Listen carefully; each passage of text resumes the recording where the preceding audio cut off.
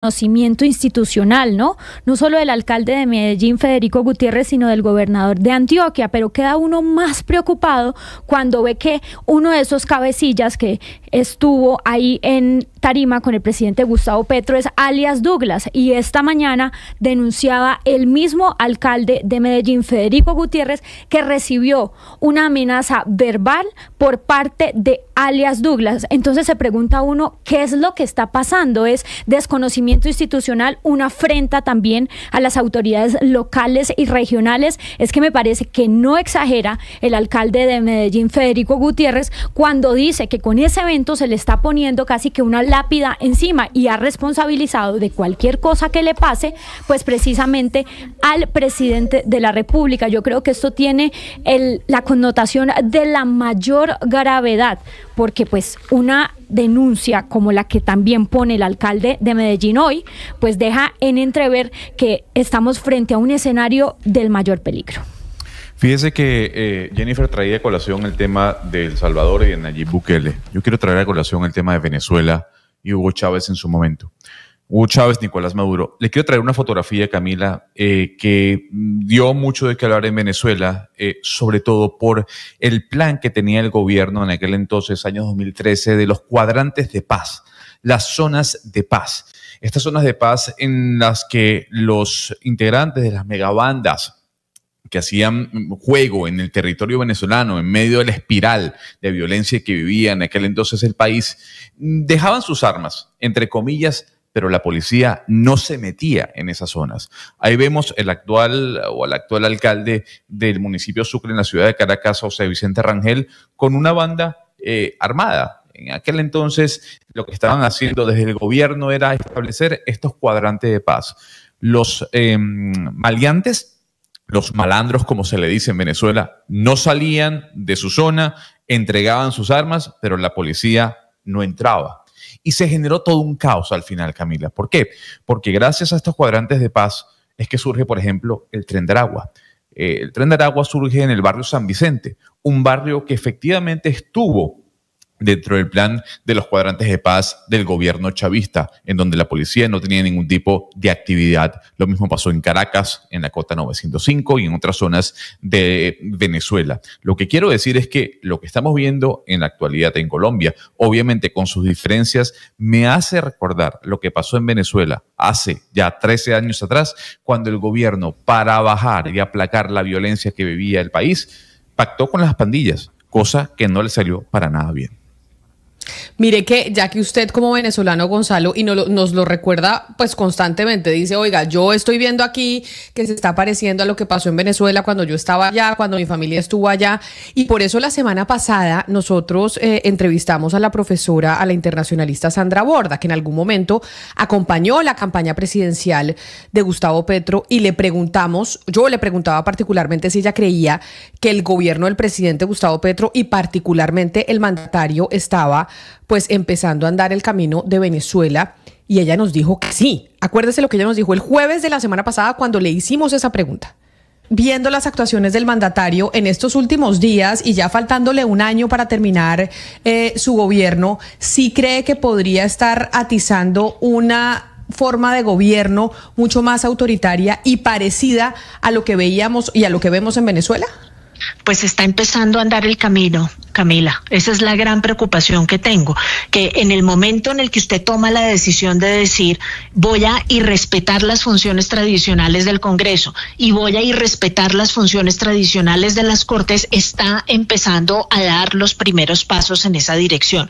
Mi aspiración es que en la medida en que queda poco tiempo para que se acabe el gobierno y en la medida en que las instituciones y los poderes, como el poder de los medios, el poder de la sociedad civil organizada y demás, tienen en Colombia la capacidad de resistir, la cosa no puede avanzar a más. Pero sí tengo que decir, además, porque yo me considero una persona de centro izquierda, que nos equivocamos completamente presumiendo que Gustavo Petro tenía un compromiso con la democracia y el orden institucional en este país. Hemos llegado a la conclusión de que cuando está desesperado, cuando no logra que le salgan sus reformas como él las quiere al pie de la letra, siempre tiene bajo la manga el as de las autoritarias. Y mire, Gonzalo, que esa entrevista que le hicimos a la doctora Sandra Borda y esa respuesta que nos dio que dice, sí, podemos estar viendo que empezamos a andar ese camino, pues mucha gente en respuesta a cuando publicamos eso a través de nuestros canales digitales nos dijeron otra vez con el mismo discurso, llevan años hablando del tema de que Gustavo Petro se va a parecer a Venezuela, etcétera, etcétera, pero yo ya veo cada vez más profesores, centros de estudio hablando de esa posibilidad. Por ejemplo, la semana pasada en la Universidad de los Andes se habló de ese tema.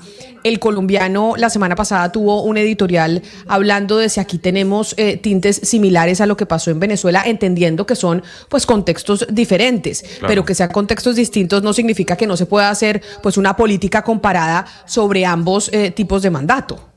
Pues sin duda alguna, obviamente hay unas grandes diferencias, partiendo del hecho de la historia del presidente Gustavo Petro y del expresidente Hugo Chávez Frías, ¿no? Cómo vienen, cómo llegan al poder, lo que ocurría en Venezuela en la década del 90 y el por qué Hugo Chávez llega al poder y todo lo que se desgrana a partir de no solo la victoria electoral en el 99, sino también con aquel golpe de Estado en el año 2002. Camila, pero lo que sí vemos es a un Gustavo Petro que es cercano a esa idea de Hugo Chávez de emancipar a la figura de Simón Bolívar en América Latina, la espada, las formas, como menciona la oligarquía, los medios de comunicación. Y ahora que vemos lo que estábamos mencionando con respecto a esa paz de tener cerca del gobierno, o al menos en una imagen de televisión, a líderes de bandas criminales, pues eso en Venezuela ocurrió. El argumento en aquel entonces era buscar la paz en medio de, repito, una ola de violencia, de criminalidad que vivía el país. Pero eso no ocurrió, porque al contrario, lo que hizo fue fortalecer a las bandas criminales, transformarlas en las megabandas que son hoy en día esos grupos, y ahí tenemos el resultado, por ejemplo, del nacimiento del Tren de Aragua. Aquí no sé si la diferencia, Gonzalo, puede ser el tema institucional. Claro, puede tener razón Sandra Borda, muchas personas que piensan que Petro va camino al autoritarismo y hacia una forma de gobernar similar a la de Venezuela, pero yo sí creo, Camila, Gonzalo, creo que hay unas instituciones que han demostrado fortaleza en medio de la coyuntura, ¿sí? Las Cortes, lo que ha pasado con el Congreso y la forma como ha frenado algunas reformas sin consultas, los medios de comunicación, las mismas fuerzas militares. Creo que esa es la gran diferencia y creo que eso es lo que podría evitar que se replique el modelo de Venezuela en Colombia durante lo que queda de la administración de Gustavo Petro. Yo veo muchísimas diferencias, Hugo Mario. Por ejemplo, Hugo Chávez llegó con la reforma constitucional casi en la boca, tenía un apoyo militar muy importante, tenía un apoyo popular muchísimo más grande que el que tiene el presidente Gustavo Petro, entre otras diferencias. Lo que sí veo es que al presidente Gustavo Petro, desde que llegó Camila al poder, al presidente le gustan las cosas rápido, no le gustaban las instituciones ni la forma como actúa la democracia. Yo recuerdo mucho cuando intentaba con la premura de sus reformas decir esto, es que hay mucha burocracia, que puede ser cierto. En Colombia la burocracia es tremenda, pero es lo que tenemos, que nos protege como Estado social de derecho, Camila. Tenemos que pasar unas reformas o por la Cámara, por el Senado, tenemos que tener visto bueno de algunas instituciones, y eso al presidente siento que le ha costado mucho entenderlo como jefe del Estado. Eso yo creo que ha sido uno de sus principales pecados. Pero volviendo al tema de las bandas y de las personas ahí en Medellín, Camila, a mí me parece que el mensaje es terrible para los jóvenes, como lo decía el profesor Tobón en la entrevista que acabamos de tener, pero lo segundo, Camila, es que estamos reconociendo que esas personas que ya están dentro de cárceles, que tendrían que estar bajo la autoridad del Estado, pues siguen teniendo poder. Eso es lo que le estamos reconociendo a los colombianos, porque de otra manera, pues porque son importantes para hacer este tipo de pacificaciones urbanas, como lo dice el gobernante, como lo dice el presidente Gustavo Petro. Y otra cosa aquí para finalizar, recuerdo mucho a Pepe Mujica, que pues falleció hace poco y que estuvimos hablando de él, de su biografía y demás, que él decía: cuando yo llegué al poder, pues yo no quería gobernar ni con rencor ni con desprecio, obviamente con todo lo que le pasó a él mientras hacía parte de los Tupamaros. Él simplemente gobernó sin rencor y sin llegar con ningún tipo de venganza. Yo creo que al presidente Gustavo Petro le está haciendo falta esa tono de reconciliación que debería haber llegado a gobernar con él a Colombia. pero ¿sabe qué hay en común de verdad en el tema del tema de lo que estamos conversando del chavismo y el petrismo? Hay un propósito, hay una intención de delegitimar las instituciones. Gonzalo decía que las instituciones en Colombia han sido fuertes, y yo creo que han sido fuertes. Igual las instituciones de Venezuela también eran fuertes, en su momento fueron muy fuertes, hasta que llegó Chávez y las destruyó, acabó con las instituciones venezolanas. Lo que hace el presidente Petro cuando delegitima las instituciones es que elimina la credibilidad, elimina su fortaleza. Inclusive en la Alpujarra, en el evento de Medellín, exoneró de cualquier responsabilidad al imputado, al exalcalde Quintero.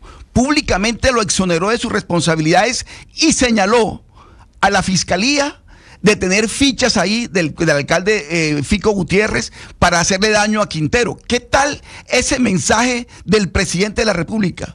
Deslegitimando la justicia en Colombia. Y así lo hace constantemente. Y Chávez era igual.